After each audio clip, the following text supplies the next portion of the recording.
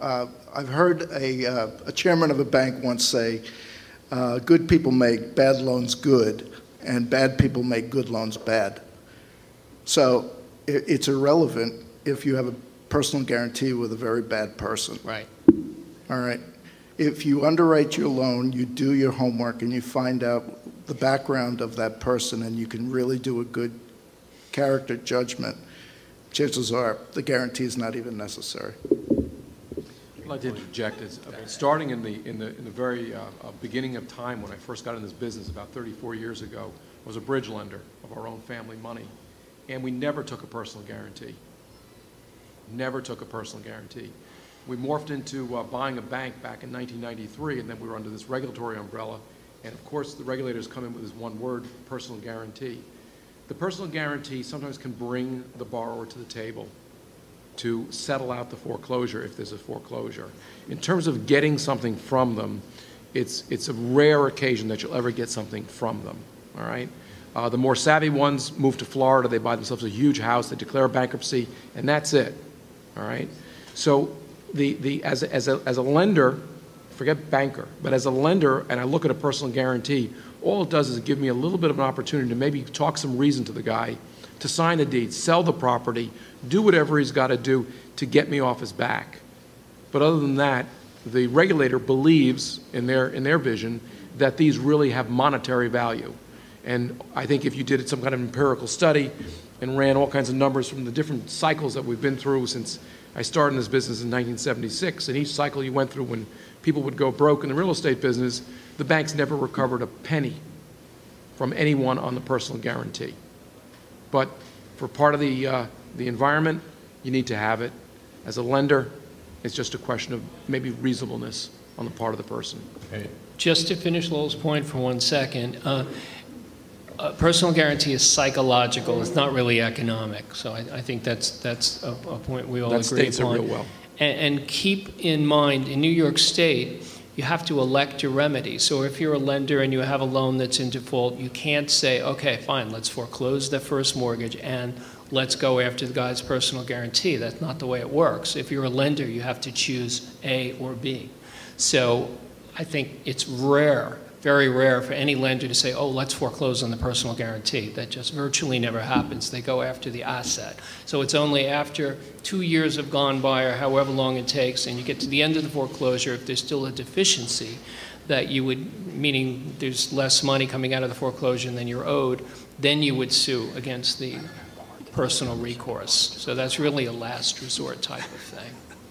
Excellent. So any other questions out? Where do you put into the equation the quality differences between properties that have the same NOI? So how do you factor in the different qualities of a property that have the same NOI? That are bigger, or did they all bring in Location, No. location, location. Yeah, and the quality of the construction, So in the other words, size are of we the factoring the rooms. quality of the construction, location? You've got size of rooms, the room layouts, windows. If it's a 25-footer, there's 2 windows at the front and there's 2 windows at the back. If it's a corner piece, it's got windows down the whole street. Okay, so that all goes into your valuation. And you look at the quality of the finish in the place, even if it was built 200 years ago. So you go down in the village and you'll get a building, a 16-foot wide townhouse, and they sell for insane prices, but they've got 4 windows in them. There's no light inside the building, except for the fact that most of them are 45 feet deep, all right? But you get that corner piece that's 100 feet deep, and it's got windows, and every apartment's got windows in it. That building has a different value. So you, it's not all just on the numbers, because you have to, it's the cash flow, but you also have to equate something to the quality and the kind of building that it is. And the cap rate will reflect some of that. It comes through with the same cash flow.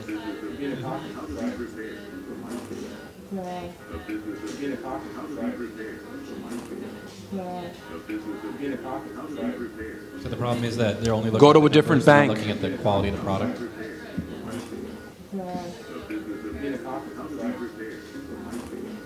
It doesn't run by numbers alone. I think you should sell the building.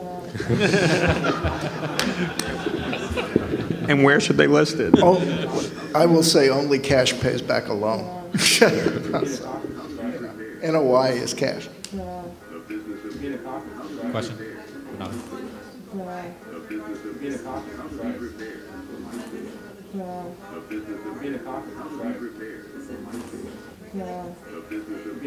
All right, let me summarize that. So the question is, are personal guarantees regulated state by state? I'm no expert on the 50 states in the country, but I know that there are significant differences, and there are some places in the country, Evan can probably speak about this better than I can, but there are some places in the country where you can go after both the PG and foreclose on the mortgage. But in New York, you have to, in many other states, you have to pick your remedy.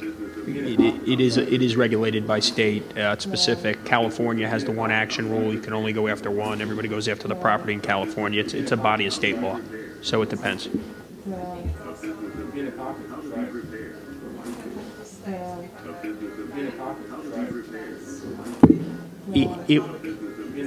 the question is, if there are two different states involved? The loan documents where the collateral is located will govern the foreclosure procedures. We do all our loans based out of New Jersey. We're a New Jersey-based company. Our loans are in New Jersey.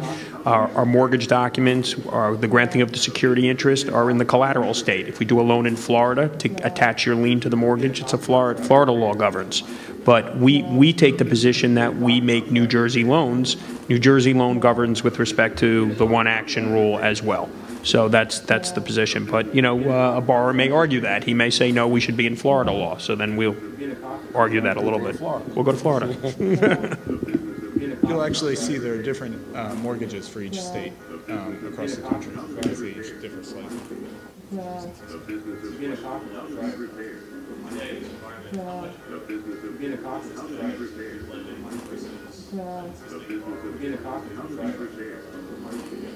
Okay, so the question is, how much of your lending today is in new buildings, new construction, versus sort of refinancing existing buildings? I would just say a lot of the cash flowing properties, apartment buildings, shopping centers very selectively, office buildings very selectively. The deals that are getting readily done now are the ones that are not over leveraged. And those are just refinancing existing debt that may be maturing. The problems that are happening now and the opportunities on the flip side are properties that were over leveraged in 2006, 2007, let's say, and now their loan is maturing. If they had a short-term 3-year loan to get into the property, they may have a maturity coming.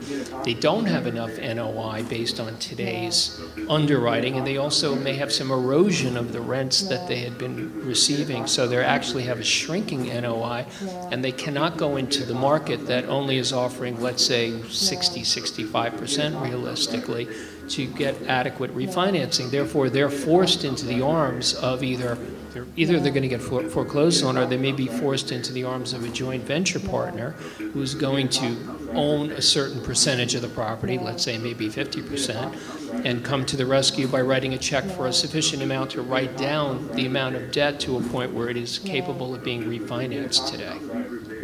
I will tell you that I think that most lenders, if you have a situation where your client has been paying properly, but the client's underwater today, and the mortgage is coming due, most lenders will sit down with that client. They will renew that loan. They will not force them to pay it down or maybe get some slight pay down, but they may change things around so that it meets a little bit more of the requirements by putting some accrual on it.